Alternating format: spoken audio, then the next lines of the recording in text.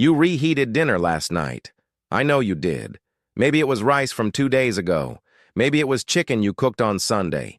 Maybe it was a plate of leftovers you pulled from the back of the fridge, scraped onto a dish, and put in the microwave for 2 minutes because you didn't want to waste food. You were being responsible. You were being practical. You were doing what your mother taught you to do. And you had no idea that what came out of that microwave had changed. Not in taste, not in smell, not in any way you could detect, but chemically, at the molecular level, something had shifted, something that your pancreas would have to deal with. Silently, without telling you. Let me give you a number. The 5-year survival rate for pancreatic cancer is under 12%. I want you to sit with that. 12%. That means out of every 100 people who receive that diagnosis, 88 will not be here in 5 years. Most will not make it past 2. It is the most lethal common cancer in the developed world, and it is one of the only major cancers whose survival rate has barely moved in 40 years. And the reason is simple. Your pancreas never sends you a warning. It doesn't hurt while it's being damaged. It doesn't swell. It doesn't give you a sign. And by the time you feel something wrong enough to see a doctor, the damage in the majority of cases has already spread beyond the point where anything can be done.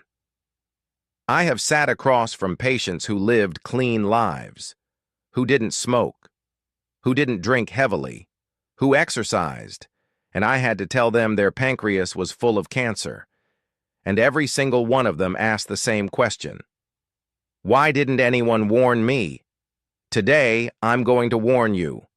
I'm going to show you 4 common foods that become carcinogenic when you reheat them, especially if you are over 60, when your body's ability to neutralize these compounds has already declined. I'm starting with the most dangerous one, cooking oils, specifically the oils that are already in the food you're reheating. When you cook chicken in vegetable oil, or fry potatoes in canola, or saute vegetables in sunflower oil, those polyunsaturated fats undergo oxidation during the first round of heating. That is expected. Your body can handle a reasonable amount of oxidized lipids, but when you reheat that same food the next day, those fats oxidize again. And this second cycle of oxidation produces compounds that are qualitatively different from the first.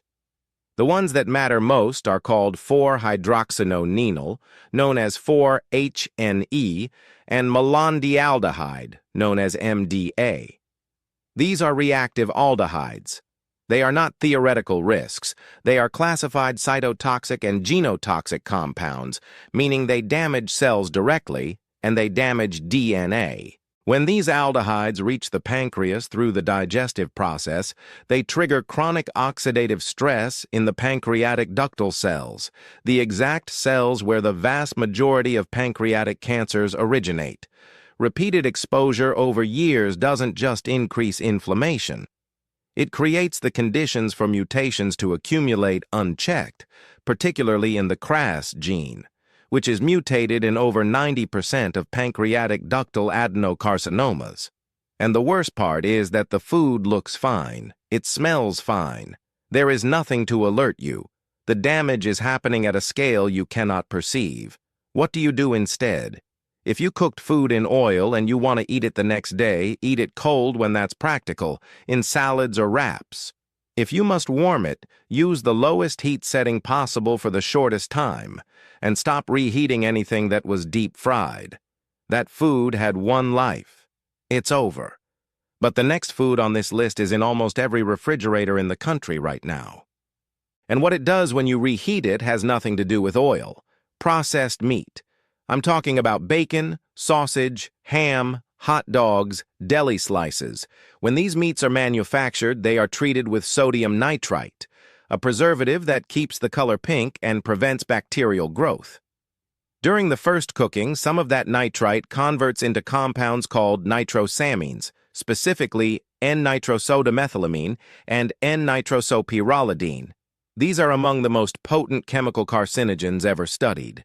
They are the reason processed meat is classified as a Group 1 carcinogen by the World Health Organization, the same category as tobacco smoke and asbestos. Now here is the problem with reheating. When you take that leftover bacon or that sausage from yesterday's breakfast and you put it in a hot pan or a microwave, the second round of heat drives a further conversion of residual nitrites into additional nitrosamines. You are not just eating the nitrosamines that were formed during the first cook. You are generating new ones. And the pancreas is particularly vulnerable because it is one of the organs responsible for processing these compounds through its exocrine secretions. Chronic exposure to nitrosamines has been shown in multiple large-scale cohort studies to be independently associated with increased pancreatic cancer risk, even after controlling for smoking, alcohol, and body weight. What do? If you eat processed meat, and I would rather you didn't, never reheat it. If you have leftovers, eat them cold or discard them. Better yet, replace them entirely with uncured, nitrate-free options, or simply with eggs, which give you the same protein without any of the carcinogenic chemistry. Now I need to tell you about the third food. And this is the one that surprised me when I first reviewed the research, because it is something almost everyone reheats without a second thought, and it seems completely harmless. Rice. Plain, white, cooked rice. This is the food most people would never suspect. But what happens to rice after it cools is one of the most well-documented food safety phenomena in microbiology. Uncooked rice contains spores of a bacterium called Bacillus cereus. These spores survive the initial cooking process. That is not a failure of your cooking. It is a fundamental property of bacterial endospores. They are designed by evolution to withstand boiling temperatures. When cooked rice sits at room temperature, or even in a refrigerator that isn't cold enough, those spores germinate and the bacteria begin producing a toxin called cereulide. Cereulide is heat stable. That means when you reheat the rice, you kill the bacteria, but the toxin remains completely intact. Your microwave does nothing to neutralize it. Cereulide is a mitochondrial toxin. It disrupts energy production at the cellular level. Acute exposure causes vomiting and liver damage. But chronic low-level exposure, the kind you get from reheating day-old rice twice a week for years, produces sustained mitochondrial stress in the cells of the gastrointestinal tract and its associated organs, including the pancreas. Recent research has shown that mitochondrial dysfunction in pancreatic acinar cells is an early event in the development of pancreatitis, which is itself one of the strongest risk factors for pancreatic cancer. You are not getting food poisoning in the dramatic sense. You are creating a low-grade, invisible, cumulative insult to an organ that will never tell you it is suffering. What do? If you cook rice, refrigerate it within 1 hour of cooking, not 2, not 3, 1 hour. Store it in a shallow container so it cools rapidly and evenly. Use it within 24 hours. And if you are reheating it, do so only once, at a high temperature, making sure it is steaming hot all the way through.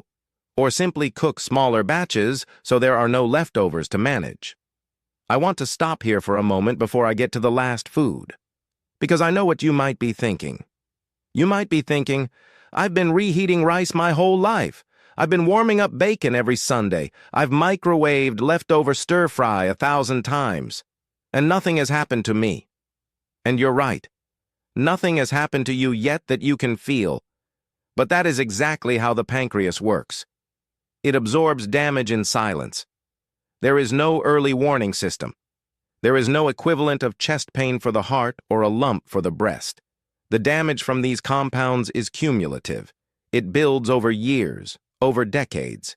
Each exposure alone is survivable. Your body can repair some of the DNA damage, neutralize some of the oxidative stress, clear some of the toxins. But after 60, your repair mechanisms slow down. Your antioxidant capacity drops. Your immune surveillance over abnormal cells becomes less efficient. And the accumulated burden of thousands of small exposures begins to matter in a way it didn't when you were 40. This is not about one plate of reheated food. This is about the pattern, the habit, the years. The fourth food is one you probably had this week. Potatoes, specifically cooked potatoes that are reheated at high temperatures. When you bake, fry, or roast a potato, the starches undergo a transformation in the presence of the amino acid asparagine and reducing sugars. At high temperatures, these react through a process called the Maillard reaction to form acrylamide. Acrylamide is classified as a Group 2A probable human carcinogen. It is the same compound that made headlines when it was found in cigarette smoke. Now, the initial cooking produces some acrylamide, particularly on the browned surfaces, but reheating, especially in an oven, toaster oven, or air fryer where surface temperatures climb above 120 degrees Celsius, drives additional acrylamide formation in areas that were not fully browned the first time. You are essentially re-browning the potato, and every new browning event produces new acrylamide. In the body, acrylamide is metabolized into a compound called glycidamide, which is a direct-acting genotoxin. It forms adducts with DNA, meaning it physically attaches to the genetic material and interferes with replication. The pancreas, because of its role in metabolizing ingested compounds, receives a concentrated exposure to glycidamide through portal circulation. Studies in multiple European cohorts have found a dose-dependent relationship between dietary acrylamide intake and pancreatic cancer incidence, with the highest risk observed in individuals over 60 who consumed reheated starchy foods regularly. What do? Eat leftover potatoes cold, in potato salads dressed with olive oil and vinegar. If you must reheat them, use a microwave on low power rather than an oven, because microwaves heat food without the surface temperature spikes that drive acrylamide formation. Never re-roast or refry a potato. That golden crisp you are chasing is acrylamide in its visible form. Here is what I want you to do this week. Not next month. This week. Think about the last 30 days. Think about what you reheated. Be honest with yourself. Which of these four foods showed up most in your microwave, your oven, your stovetop? Was it the rice you batch cook on Sundays? Was it the leftover sausage from breakfast? Was it the roasted potatoes you made too much of? Was it the stir-fry sitting in oil that was already oxidized before you heated it again? Identify it. And then change one thing, just one. Cook smaller portions so you don't have leftovers of that food. Switch how you store it.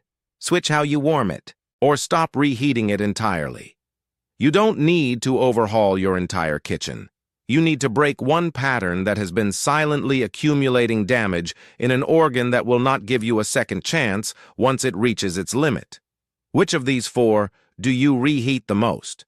Tell me in the comments. I read everyone, and if there is something you've been reheating for years that isn't on this list, tell me that too, because I may need to cover it. In my next video, I'm going to show you the 3 oils you cook with every day that produce more carcinogens than any of these 4 foods, and the one switch that eliminates the risk overnight. That video might be the most important one I've ever made. Don't miss it.